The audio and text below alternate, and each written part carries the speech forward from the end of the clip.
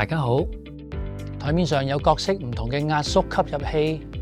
壓縮吸入器嘅設計係一個金屬容器，裝喺塑膠外殼裏邊。金屬容器裝有藥物，按壓金屬容器會釋出霧化嘅藥物。用之前先要檢查吸入器裏邊有冇足夠嘅藥量。部分壓縮吸入器附有一個劑量顯示計，以便檢查藥量。吸入器嘅到期日喺包裝盒或者金屬容器上睇得到嘅，記得睇清楚有冇過期啊！如果首次使用壓縮吸入器，又或者幾日冇用過，咁就要打開吸嘴蓋並搖勻，之後對空噴2次，預沖好吸入器先至正式使用。嚟緊我哋會講解使用壓縮吸入器嘅正確示範。先移走吸嘴封蓋，上下搖動幾下，將藥物搖勻，以垂直吸嘴向下嘅方式拎好吸入器，坐直，下巴稍微向上抬起，將肺部空氣慢慢完全呼出，雙唇用力緊含住吸嘴，開始慢慢吸氣，同時按下吸入器以釋出藥物。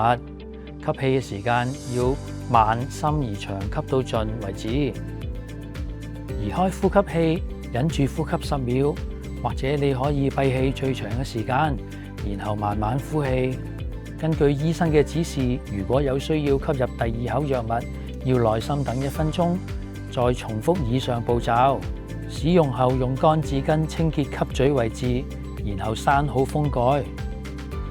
如果你用嘅係吸入式類固醇，記住用後要即刻啷口啊！以上係使用壓縮吸入器嘅正確示範。嚟緊我哋會講解常見嘅錯誤同埋注意事項。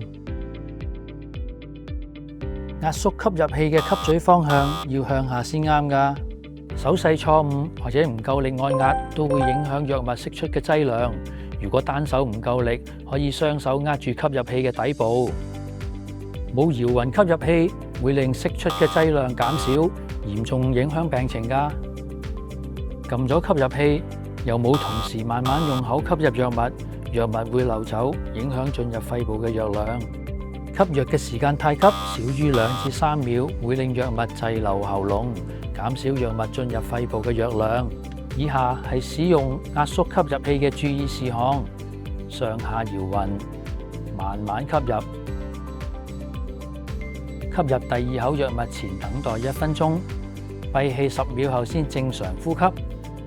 啱啱我哋介紹咗壓縮吸入器嘅正確使用方法，以及一啲常見嘅錯誤。